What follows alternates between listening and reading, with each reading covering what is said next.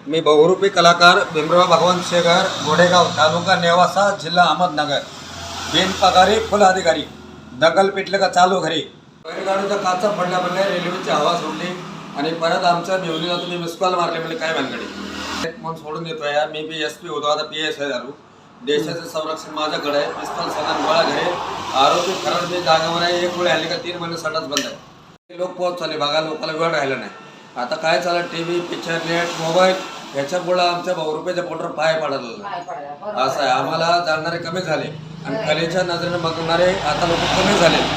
आता जे ज्याचं ते बघतात बहुरूपी आम्ही आहेपर्यंत करणार, आमची पुढची पिढी करणार नाही. आमची मुलं बहुरूपी होणार नाही. आमची मुलं शिकून मोठे झाले, नोकरी लागली, तुमचं तुमच्यापर्यंत दारोदार फिरायची वेळ लागणार नाही. पण त्याच्याकरता मी एक शिक्षण संस्था सुरू केली आहे. बहुरूपी समाजाची एक मुलं शिकवते संस्था चालते. मी महात्मा फुले बाल संगोपन केंद्र, मी बहुरूपी समाजाची मुलं शिकवतो आहे.